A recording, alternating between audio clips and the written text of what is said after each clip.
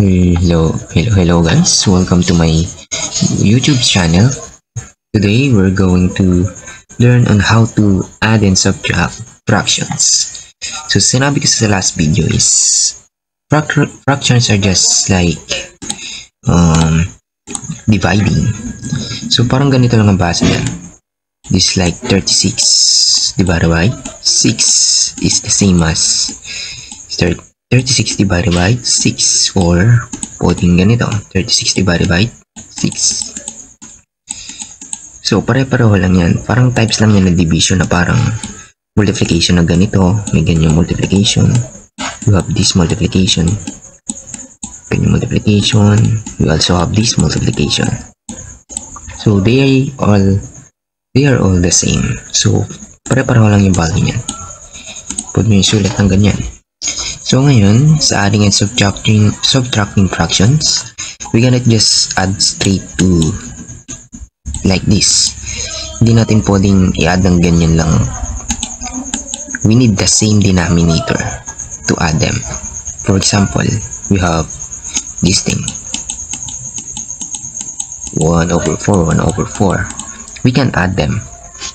We're just going to copy the denominator and then add the numerator. 1 plus 1 is 2. This can be reduced. 2 times 1 is 2. So this is 2 times 2 is equal to 4. We can cancel the 2 sa taas, cancel sa 2 sa baba, and we got 1/2. That's our answer. So same thing as subtraction. If we have same denominator, we can just straight subtract them.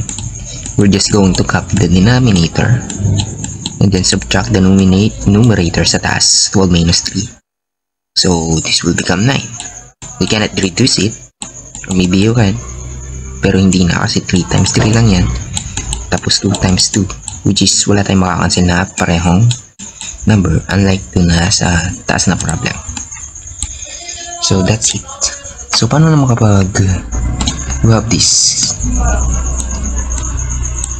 we do not have the same denominator?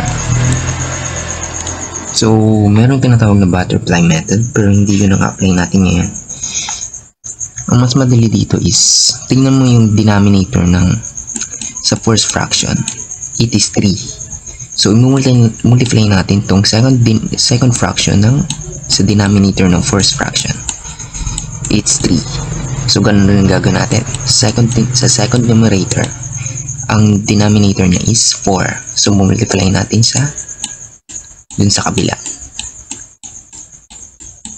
And now, straight multiply. 4 times 2. 4 times 2 is 8. 4 times 3 is 12. Copy the sign, we have plus. Then 3 times 3 is 9. Tapos 4 times 3 ulit is 12. So notice na nagkapareho na tayo ng denominator, which means we can just basically add them. So we're going to copy the denominator, which is 12. Sa taas is go ahead. So 9 plus 8. We're just going to straight add this. 9 times 2 is 18, minus 1 is 17. So 17 ang sagot dyan.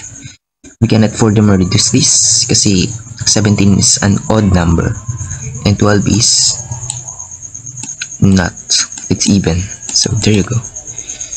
So next problem, we just have the same problem. This is basically easy. So sa first fraction, titignan mo yung second fraction, tapos kung ano yung denominator niya, which is ang denominator ng second fraction is 7. So we just gotta multiply this by 7. And now we have these two. Sa second fraction, titignan mo lang yung denominator ng nasa first fraction, which is 5. So multiply mo siya ng 5. So right now, we're just gonna multiply it. 7 times 4 is 28. 7 times 5 is 35. Copy the sign, which is minus. So minus. 5 times 1 is 5. And 7 times 5 is 35. Notice na meron na ulit tayong same denominator, which means we can just add subtract the numerator. So first of all, we're going to do is copy the denominator. We copy this. And then nasa taas, 28 minus 5, we got 22. 22, right? Oh, 23. So, 23 ang sagot dyan. Okay, I think yes. I think that's the answer. So, that's it. Ganyan lang ka-easy kung paano mag-add and subtract ng fractions. So, kung hindi siya same denominator, ganito ang technique ang gagawin nyo. Or you can use the butterfly method na tinuro sa atin, pero same thing na sila. Mas madali ito kung ganito yung apply nyo. So, this is just a simple introduction para sa mga fractions. We will cover more about this later on. And that's it for this video. Thank you.